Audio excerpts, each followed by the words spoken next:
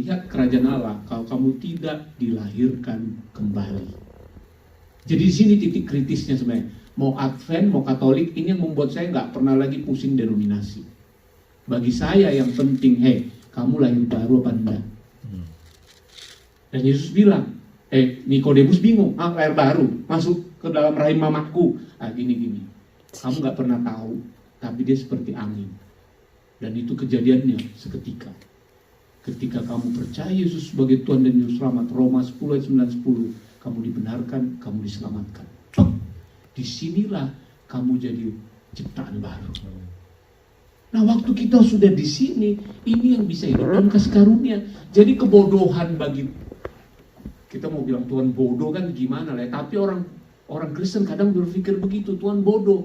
Bodohnya apa? Masa diajarin jemaatnya, kamu orang berdosa yang hidup dalam kasih karunia. Ini kebodohan. Tidak bisa begitu. Yang hidup di dalam kasih karunia hanya anak Tuhan. Yang suci, kudus, tak bercela oleh karena telah dilahirkan kembali. Makanya pengajaran identitas baru itu penting sekali. Kamu sudah domba, kamu pohon yang baik, kamu orang benar, suci, kudus, sempurna, Kolose bilang. Setelah dimandikan, dilahirkan kembali itu maksudnya. Karena arti selamat itu saudara, ayat kita udah mau masuk, selesai. Ayat 6, pasal 6-nya. Ini kan ayat terakhir, pasal 5 kan. Kemudian karena dibilang di sini kasih karunia itu membuat kita hidup di dalam suplai, mentah jatuh dalam dosa masih bisa balik. Kayak tadi itu dibilang kan, gak mungkin terhilang. Oke, kalau gitu muncul pertanyaan di komunitas orang Roma, pasal 6 ayat 1. Ini kan ayat terakhirnya kan, pindah ke pasal 6 kan, itu kan setelah pasal 5 selesai, langsung pindah ke pasal ayat 1 langsung muncul pertanyaan ini. Dibilang apa? Jika demikian, apa yang udah kita katakan? Jadi kita mau gimana nih respon kita, sikap kita dong kalau hidup dalam kasih karunia? Yang enak banget ini kayaknya nih. Semua udah di ini. Pertanyaannya apa? Bolehkah kita bertekun dalam supaya? Kan gitu tadi Pak Paris khotbah. Kau jatuh dalam dosa bilang makasih Tuhan sudah engkau mengampuni aku mau bangkit jalan lagi. Enak banget dong. Karena tahu nggak Roma 5 ayat 20-21 bilang gini, dosamu tidak akan pernah menang melawan kasih karunia Tuhan. My goodness.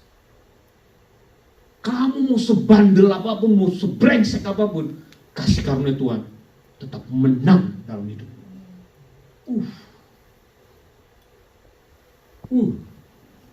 Kamu mau sekambing paling kurang ajar gimana pun Tuhan bisa ubah jadi domba. Amen. Di situ kasih karunia Tuhan tuh jauh lebih dahsyat daripada jenis dosa apapun. Dosa gak akan pernah menang melawan kasih karunia Tuhan. Makanya kadang saya kalau dengar ada konseling jemaat kadang, Pak ini dosanya besar banget Pak. Dosa saya ini pokoknya dosa yang tak terampuni Pak. Sebut dosa apa yang gak dibayar Yesus di kayu salib. Selesai. Nah, jadi ini kan memicu pertanyaan muncul. Loh, kok begitu kok kita hidup dalam kasih karunia? Boleh dong kita sekali-sekali buat dosa. Bukan sekali-kali, pertanyaannya itu masih level belum apa-apa. Alkitab bilang bertekun. Tahu arti bertekun? Itu aja dosanya. Dari 2023 sampai hari ini mau 2000 itu lagi. Dia bilang bertekun loh. Stay dalam dosa. Kalau kita bahasa kita dulu tuh stronghold. Iya, stronghold itu apa? Kebiasaan burukmu yang susah lepas itu apa? Tapi yang kita bilang itu nggak akan pernah menang lawan kasih karunia. Kasih karunia jauh lebih dahsyat. Nah, kalau gitu gimana? Udahlah, aku apa adanya aja lah, beginilah. Aku memang pemarah, jadi kalau aku marah kamu diam siap-siap aja lah ya. Aku memang darah tinggian. Apalagi kami orang Batak, orang Manado atau apa yang orang Timur. Sorry lah ya, orang-orang Chinese ya, kalau aku ngomong kayak mengkelai terus ya. Apakah kita mendefinisikan hidup kita begitu? Jadi bolehlah, kayak cincai lah, atau apa, lekai mata sipitnya, lekai tenang, kasino boceni lah, kasino lah, oh kita kalau Imlek, oh itu memang judi itu biasa lah, inilah. Apa maksudnya begitu? Jadi udahlah, Namanya kasih karunia bebas lah. Do it what you want. Pokoknya free. Toh juga kasih karunia pengampunan Tuhan tuh nggak bisa. Apakah begitu maksudnya? Tunggu lihat. Ayat 1 ini, kalau saya pendetanya, ini kan Paulus yang jawab ya, jelasin. Kalau saya pendetanya ditanya begini, saya akan bilang begini.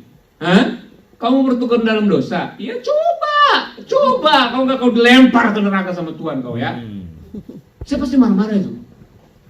Kalau ada yang interupsi khotbah saya, Papa tadi Bapak bilang di situ kasih karunia bla bla disuplai Tuhan ini. Kalau gitu, saya mau ke pelacuran lah Pak. Saya sudah rencana ini pulang dari gereja ini kayak asik. Saya mau mabuk-mabuk dulu di pub segala macam. Saya pasti bilang, iya, lihatlah pulang kau kena AIDS, kau dihantam Tuhan, kau dihajar sama Tuhan. Kalau saya pendetanya mungkin saya akan bilang begitu. Supaya dia nggak berani buat dosa itu. Tahu jawabannya Paulus seperti apa? Kita lihat ayat 2. Wah ini keren. Kalau kita ngerti itu dahsyat. Ayat 2 bilang begini. Sekali-kali tidak. Maksudnya begini. Kau tuh nanya apa sih? Air gimana nyampur sama minyak? Kambing, kamu bilang sekali-sekali hidup dalam air. Atau ikan, kamu bilang mau jalan-jalan ke darat. Itu maksudnya sekali-kali tidak tuh di sini tuh. Betul-betul itu berlawanan. Itu maksud pertanyaan konyol kira-kira gitu loh. Pernah gak ada kita mau berani nanya orang gini, kira-kira ikan hiu ini kalau jalan-jalan ke Hollywood gimana ya? Kita ladenin pertanyaan begitu. Kita bilang, wah ini jarang loh pertanyaan begini. Kita harus pikirkan ini gimana menjawab dengan, kan konyol itu. Paham ya? Nah pertanyaan yang tadi dibilang, karena kita hidup dalam kasih karunia, makanya kita bertekun dalam dosa. Sekonyol bilang hiu bisa jalan-jalan seenaknya di Hollywood. Multi Walk of Fame itu. Sama, dibilang gak mungkin itu. Baru dijelasin, apa? Bukankah kita telah mati bagi dosa? Bagaimana kita masih dapat hidup di dalamnya? Sudah pindah alam guys. Benihmu dulu benih dosa, pabrik dosa, pohon yang tidak baik. Normal kamu buat dosa, buahmu tidak baik. Did you know? Apakah kamu tahu? Sekarang ketika kamu lahir baru, kamu telah menjadi pohon yang baik. Benihmu adalah benih Kristus. Kamu warga surga, anak Allah, orang benar, hamba kebenaran. Gimana mungkin ada pemikiran datang di otakmu yang sebesar bakpao itu, kamu bisa hidup lagi dalam dosa? Something wrong with your mind. Jangan kamu nggak dengar yang benar. Kamu ikan loh guys, udah pakai insang. Kau coba-coba naik ke darat, tepar kamu nanti. Kamu kan pakai paru-paru lagi. Itu maksudnya, bukankah kita telah mati bagi dosa? Bagaimana bisa kita hidup di dalam dosa? Kita malah di ayat yang bilang apa? Kamulah terang dunia. Terang kok bisa suka-suka buat gelap. Gelapnya aja nggak ada, gimana mau? Paham saudara ya? Kalau kita anak kegelapan ya wajar buat kegelapan. Tapi kita kan orang terang, orang benar. Gimana bisa katanya? Nggak selesai di situ. Ayat 2 bilang, ayat 3 bilang. Ini penting. Nyambung sama Roma 10 ayat 17 tadi. Ayat 3-nya. Atau tidak tahu ya kamu. Ini kayaknya kalimatnya sederhana, tapi dalam sudah. Kita ini banyak nggak tahunya ternyata. Roma 12 ayat 1-2 itu tidak mengalami metanoia. Karena ya sorry to say, mimbar ini hanya mikirin duit. Mimbar ini hanya mikirin gimana jemaat rame. Mimbar ini hanya mikirin gimana dapat persembahan. Mimbar ini jarang bilang, kamu orang benarnya Allah, kamu anak Allah, kamu sekudus Yesus, kamu orang benar. Jarang disampaikan. Yang ada malah oknum pendeta peras jemaatnya. Dan membuat rasa tertuduh kalau nggak ke gereja, membuat rasa tertuduh kalau nggak persembahan, membuat rasa-rasa yang lain yang normal sebenarnya kalau kita memberi persembahan, itu normalnya anak Tuhan kok. Nggak perlu diintimidasi kan. Tapi nggak disampaikan, tidak tahukah kamu Apa? Bahwa kita semua yang telah dibaptis dalam Kristus telah apa? Dibaptis dalam kematiannya. Waktu kita percaya Yesus lahir baru ini. Jadi lahir baru itu apa sih sebenarnya? Lahir baru ternyata adalah mati bersama Kristus. Kemudian ayat 4, ini arti lahir baru. Kita mati bersama Kristus. Ayat 4-nya, kita bangkit. dengan demikian kita dikubur bersama Kristus. Dibaptis dalam kematian supaya sama, bukan mirip, sama seperti Kristus telah dibangkitkan dari antara orang mati oleh kemuliaan Bapa. Demikian juga sama persis kita hidup dalam hidup Yesus yang telah bangkit mengalahkan maut.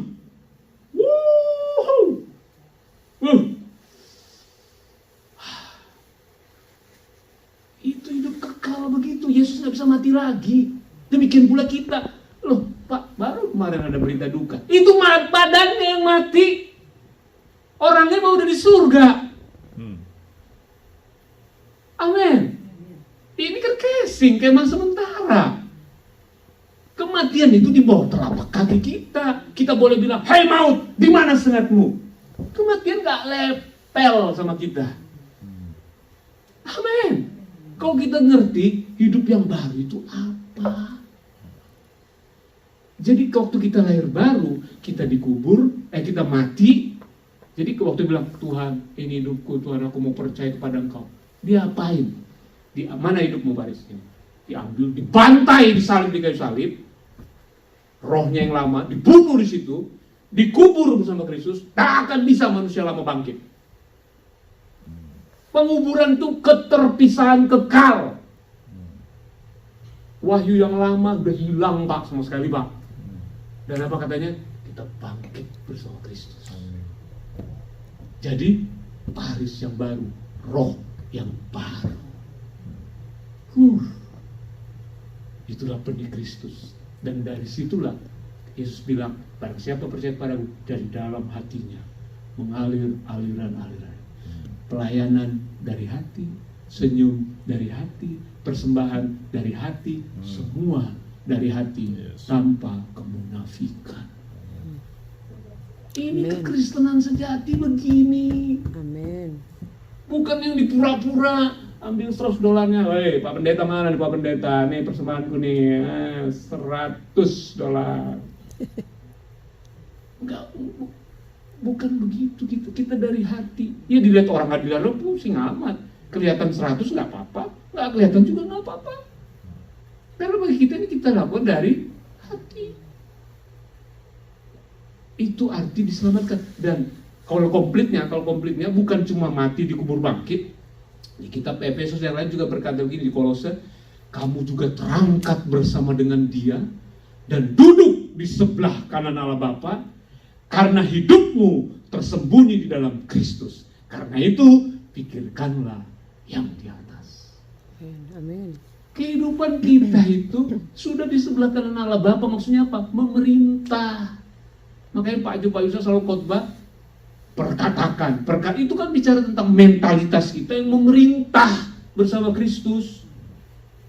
Ini bukan nyerah sama keadaan. Lu hidup kita dari atas, yang dari atas selalu mengalahkan yang di bawah. Amin. Amin. Jadi itu komplitnya arti dilahirkan kembali. Nah coba, kalau kita sudah lahir baru dikubur mati bangkit terangkat dan duduk di sebelah kanan Allah Bapa, terus kamu bilang, kalau gitu bolehkah kita bertekun dalam dosa? Makin gak nyambung kan? Kok bisa kamu